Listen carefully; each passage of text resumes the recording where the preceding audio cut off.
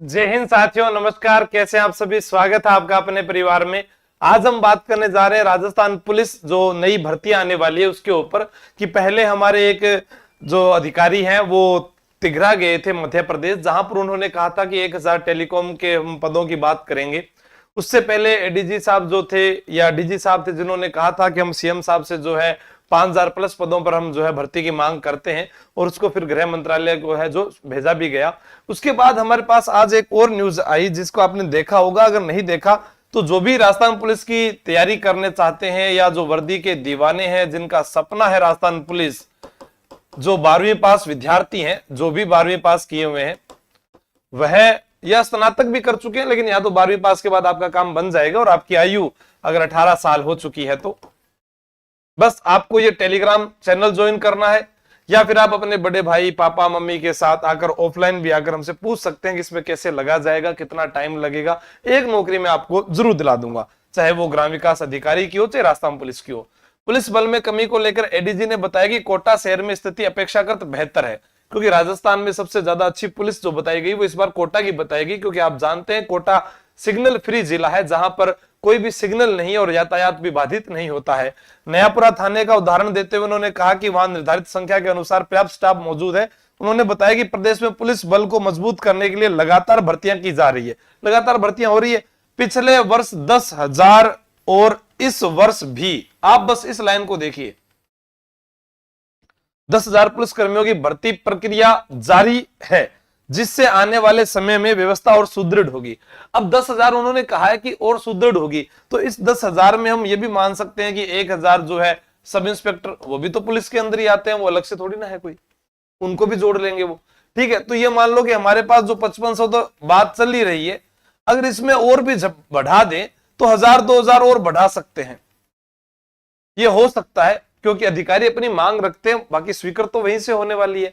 अगर फिर भी बात मान ली जाए और भजला सरकार जाते जाते इन विद्यार्थियों के लिए अगर 10,000 की घोषणा कर जाती है, तो आप याद रखेंगे कि पिछले 2 सालों के अंदर 20,000 कांस्टेबल राजस्थान पुलिस के जो भर्ती होंगे वो 60 साल तक याद रखेंगे इस सीएम के चेहरे को। तो विद्यार्थियों को जो है उम्मीद है कि सीएम साहब ऐसा ही करेंगे, वो इस बार नहीं बोलेंगे कि पाइपलाइन में ये भी रह गई है। तो जितने जल्दी पुलिस बजट के अंदर जो है इसकी घोषणा हो जाती है तो विद्यार्थी तैयारी करने लग जाएगा। लेकिन राजस्थान पुलिस में लगने के लिए क्या करना चाहिए? कोई नया विद्यार्थी है, बाकी तो सब पुराने जानते भी है हर बार। सबसे पहले आपको सीईटी का एग्जाम देना पड़ेगा 10+2। तो ये कब होगा इसके ऊपर आपको अलग वीडियो मिलेगा, उसमें देख लेना आप। फिर आपका होगा पुलिस पेपर, जो पुलिस पेपर पास करेगा उसका होगा फिजिकल, और जो फिजिकल पास करेगा उसका होगा मेडिकल। अब कई बार विद्यार्थी क्या बिना किसी जानकारी के तैयारी करने लग जाता है और वो मेडिकल पे फेल हो जाता है, उसको कलर ब्लाइंड्स होता है, यानी आंखों से रंगों का ना पहचान करने के कारण वो फेल हो जाता है। तो मेरा मानना है कि आप आंखें तो जांच करवा लीजिए और उसके बाद आप इसकी तैयारी शुरू कर दीजिए।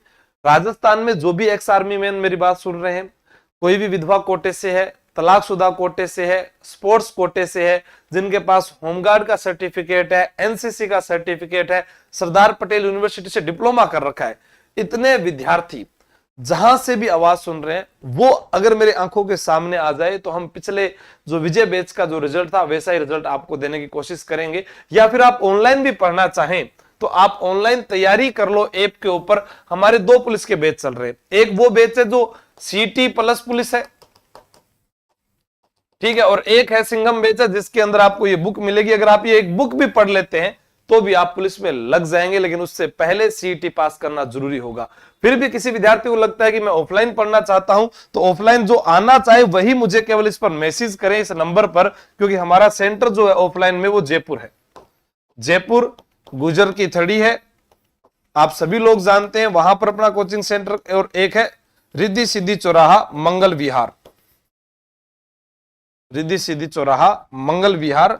5 सब्जेक्ट अगर आप जल्दी आएंगे तो मैं अकेला आपको पढ़ाकर तैयार करवाऊंगा, जिसमें इंडिया हिस्ट्री, राजस्थान कल्चर है और राजस्थान हिस्ट्री है।